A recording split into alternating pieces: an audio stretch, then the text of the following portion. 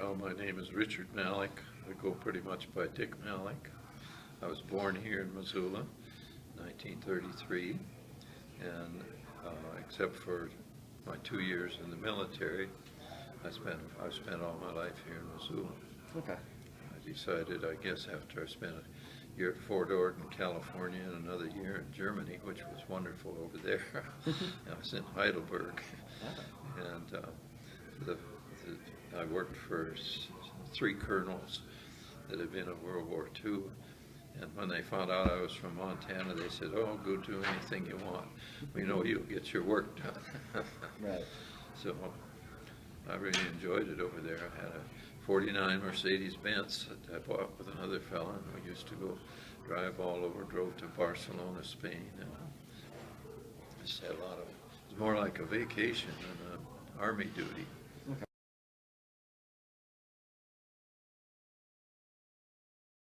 Well, my father was a dentist here in Missoula, and my mother had been an English teacher at what's now Sentinel High School. Ah. And it was just Missoula County High School then. And they met in the course of things around, events around town. Of course. And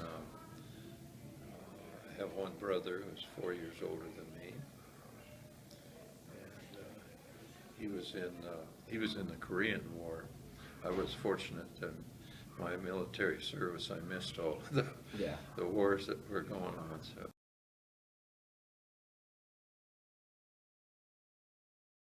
Oh yes, yeah. I grew up on what's now called Lewis and Clark Avenue Street or something, but it's on the end of Evans Avenue, or just below Mount Sentinel, on Helena Avenue it was called then. And I lived there through high school, and well, I guess also through going to the university.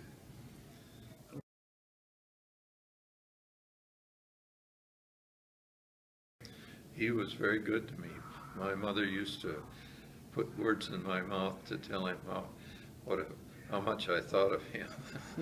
So he really took good care of me. I can remember once, I think I was in the 1st grade or something, and he took me to play with some friends.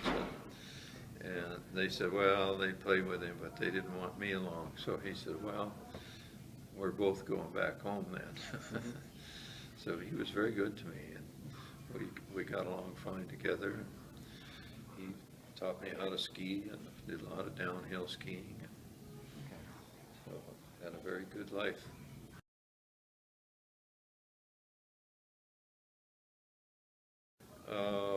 I think I may have, but mostly I mowed a lot of lawns and shoveled sidewalks in the wintertime and pretty much made my own money.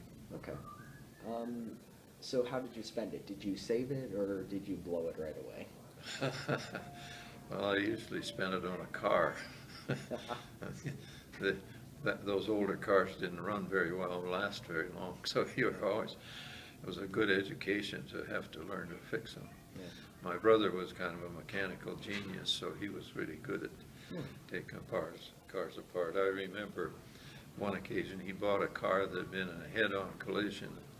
In fact, there was a big dent in the dashboard where somebody hit their head, and he took it all apart. He had the garage full of parts and the yard and everything, and a neighbor came across from over the way, and he looked in our garage and all over our yard, and he says, "You know, I got a lot of confidence in you, Bill, but I think you've gone too far this time." But he got it all back together again. And, I remember he had it was a 49 Ford, and he had everything back together on it except the hood. So he just took one of those stretch things and put a couple of those over the hood and at the end of the fenders, and away he went to go to school in Bozeman.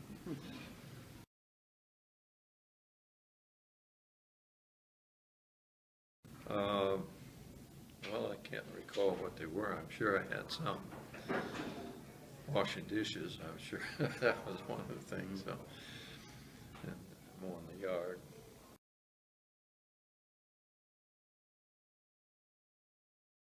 But there was only one school then. It was just Missoula County High School, which is now Sentinel, I guess. And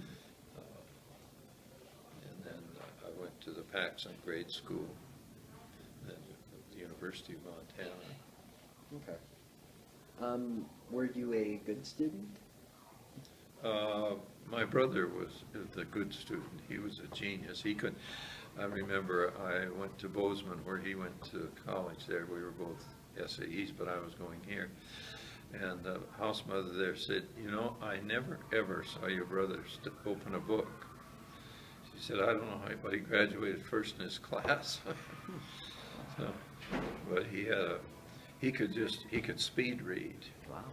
And so he just thumbed through a book and he could read a 200-page book in an hour. And it took me forever to read it. What were your favorite subjects in school? Probably drafting and mechanical arts.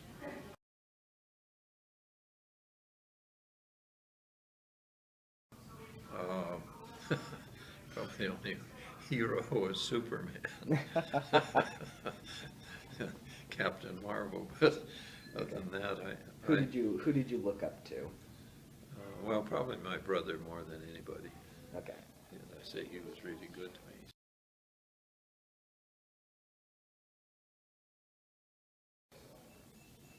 I think we'd go up to Glacier Park or something like that. And my mother usually took us on the vacations. And I can't really remember where all we went. I just remember doing a lot of skiing. Okay.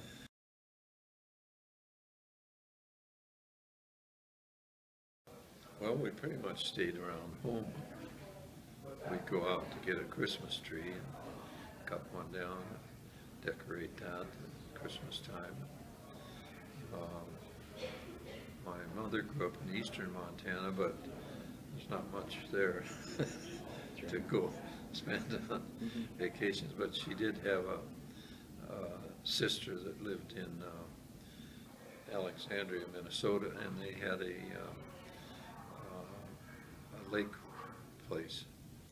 And I can remember swimming way out in the lake and standing up, and I was only up to about my waist.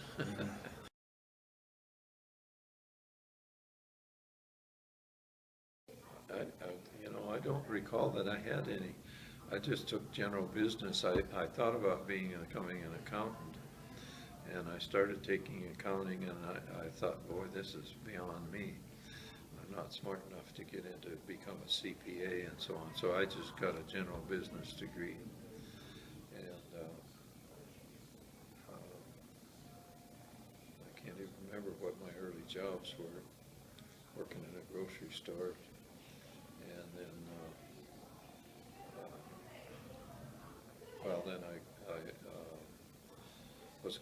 I did take Air Force ROTC. Maybe I mentioned that, I don't know. But and I'd hoped to go on active duty in the Air Force, but I couldn't qualify for flying because of my eyesight, and they said they didn't need any more typists and clerk type things. So they said, why don't you go see the Army? So I went to the Army, and they said, well, we'd take you in as a corporal. So I go to basic training, when I had to go do my 2 years duty. And I got to Fort Ord, California, and they put me in charge of things. And I said, I don't know anything about marching and all this, because we didn't do it in the Air Force. And they said, well, you better learn quick. So there was a fellow from New York that stood behind me, and he said, I know all this stuff, so I'll just whisper it in your ear, and we'll get along okay. Yeah. So you served the 2-year term. Yes. What was it that you did during your service? Well, I was a clerk typist, and the first year I was there in California, and they wouldn't send you overseas unless you had at least a year left to go, and I was down to my last year just within a couple of weeks, and here came the orders to send me to Europe. I wasn't really very anxious to go to Europe because somebody had said when you get over there, they were just getting together with the NATO troops and all that, and you were on duty just practically constantly. And so I thought, well, I got to go. And so that went by ship, and I remember there was probably 300 of us standing there waiting to get on the ship. And they called everybody's name but myself and one other fellow. And he looked at me and he said, "What's your problem?" And I said, "Well, I have bad eyesight." I said, "What's yours?" And he says, "Well, I can't lift my right arm very high." And so I said, "Well, I don't know. I wonder where we're going," because everybody else had taken off on it. And we got on board the ship, and they said, "Well, you're going to Heidelberg, Germany." And it was wonderful duty, as I say. It was more like being on vacation. So, after you served your term, did you go to college, or? Yes, I had already finished college. Okay. I had a degree in business from the university, Okay. or just general business. So I came back and I looked up a friend of mine that I'd known that had lived across the street from me and was now a building contractor here in Missoula. And he said, "Well, I think I can get you a job, maybe put you to work doing something." And he,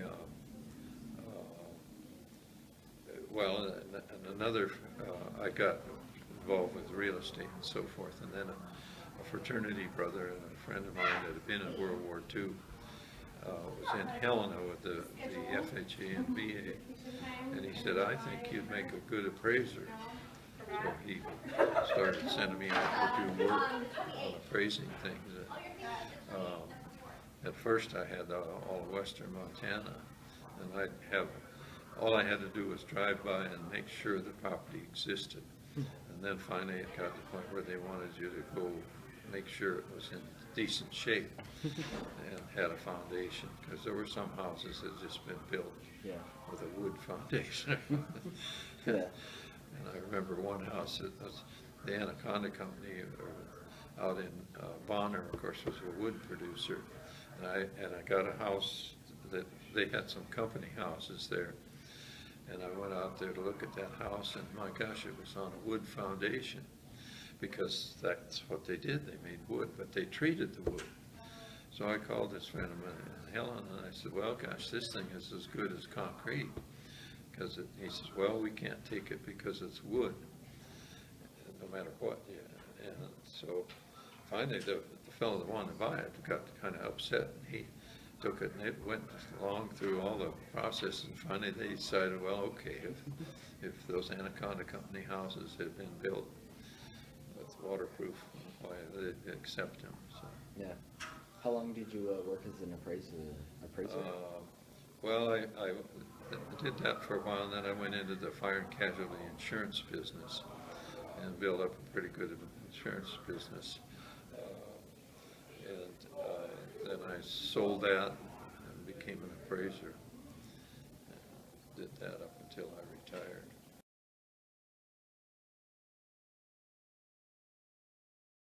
Yes.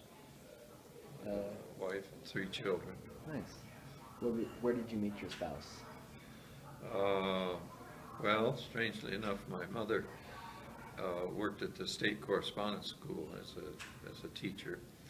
And she called me one day and she said, "You know, I met this girl that came, she was from Louisville, Kentucky, and the fellow she worked for, I guess he was in the psychology department, and he got a job here at the University of Montana."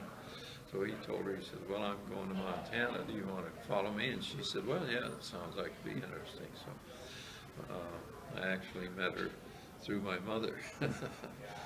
And so she passed away about 4 years ago, but anyways, we have 3 children.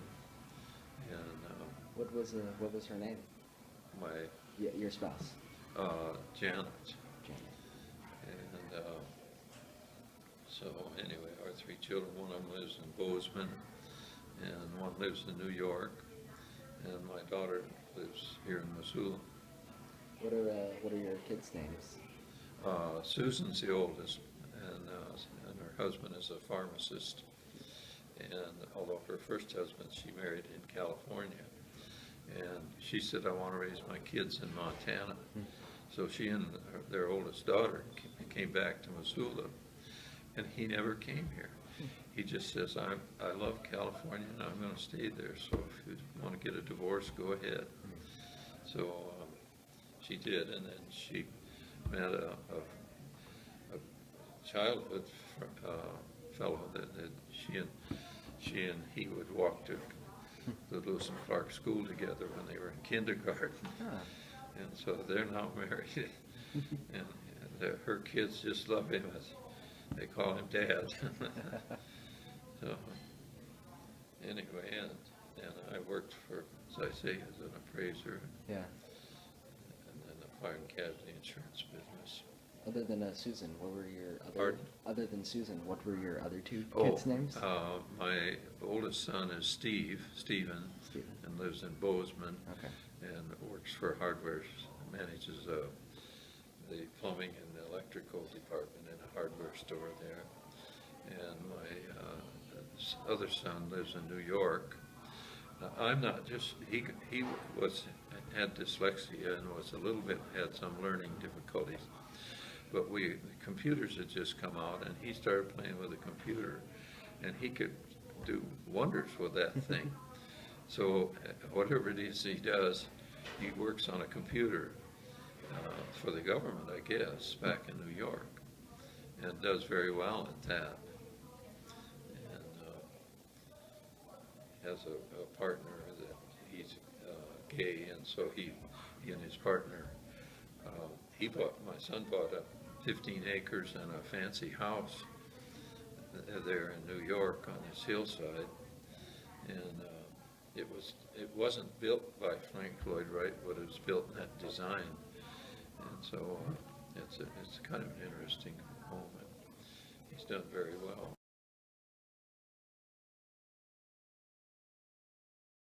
Oh yeah, they've all been done very well. I'm very proud of them.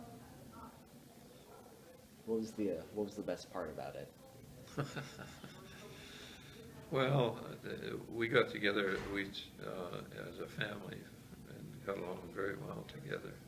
Did a lot of things together, skiing and hunting and fishing. And, they all enjoyed skiing and did well at it, so we spent a lot of time at Lookout, Lolo Pass, Snowball. What was the most difficult part about raising your children? Pardon? What was the most difficult part about raising your children? Oh gosh, I don't remember having any difficulty with them. They were all pretty good, well behaved, didn't get in any problems. So.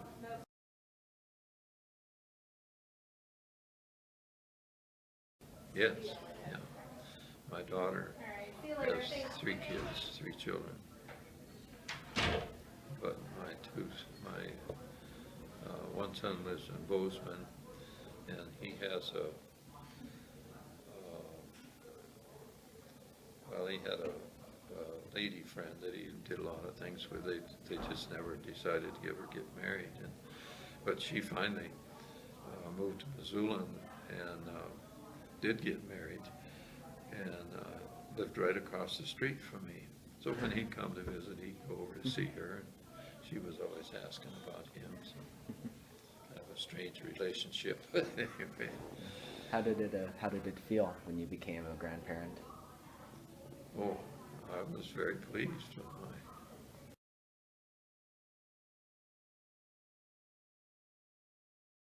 my 3 best qualities.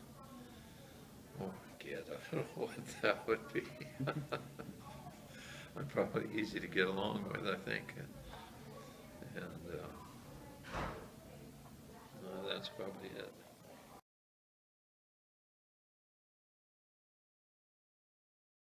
Well, I was a darn good skier. But well, I was an appraiser, and the bank, they actually wanted me to go to work for them. And I said, no, I want to be an independent appraiser. And so, and it was a very interesting thing to do, type of work. I enjoyed that very much.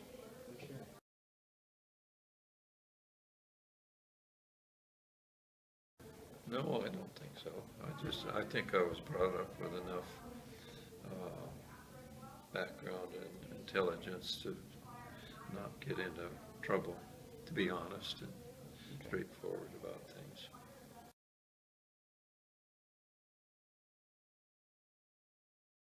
I can't really recall. Okay. Well, other than this, Tom Tomlinson, probably thought a great deal of him.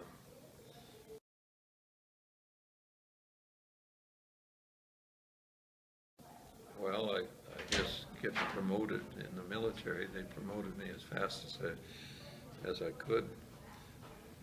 Every 90 days you could get an increase in rank, and especially when I got to Germany, they just kept promoting me, and they kept saying, you know, we promoted you as far as you can go as an enlisted man. We'd like to promote you somewhere. And I said, well, this is fine, you know, but. So what was the highest rank that you served? Well, I was in the field I was in, they called it a specialist. And I think the highest was a specialist 6 or 5 or 6 or 7, something like that. Whatever it was the highest rank you could have as an enlisted man.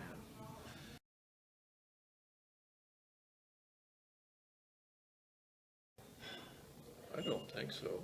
I was always happy with everything that was going on as I was growing up and as I went through life. I enjoy being here. I have my car here, and I don't have to worry about cooking meals. After my wife passed away,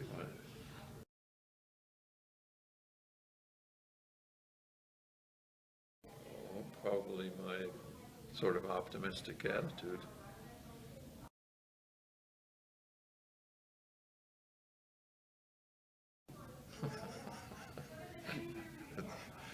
I don't really have any, I guess. Waking up in the morning when I find out that I woke up at 4 o'clock instead of sleeping till 7 or something. That's about the most difficult thing I have. So what do you do for fun now? Well, I enjoy singing. I always have. And so before I came here, I was just singing. Were you in a choir during school? Yes. Not in high school, I don't think, but after I got married, and I don't remember if I sang in a choir at the university or not. Because it was my wife that was a singer. Mm-hmm. My mother enjoyed singing, so and I learned to play the piano. Okay. And so we sang. My mother had us singing things a lot. So I've always been around music and enjoyed it very much. What did you enjoy most about singing? Well, probably the most exciting time was going with the symphony chorale to Vienna, Austria, and singing with the Musikverein all there. I guess I mentioned that.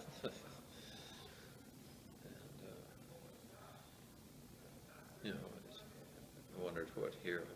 I'm in this beautiful, wonderful music hall, and what's a guy from Missoula, Montana doing there? So, what things are most important to you now? Oh, Gad. I guess just appreciating music, perhaps, is the most, and then visiting with people.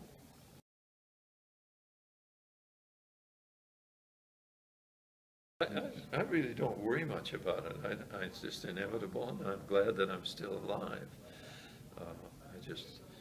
I wish my wife hadn't passed away so soon, but she got lung cancer, and I had it too, but fortunately they found mine in time.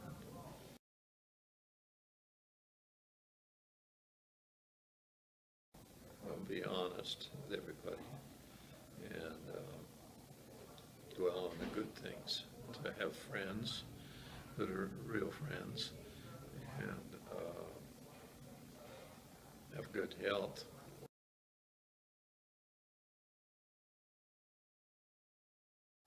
Well, I guess, again, be honest and look on the bright side of things and concentrate on things that are meaningful in life, and still have habits and recreational things that are enjoyable to do so that you can have a good life.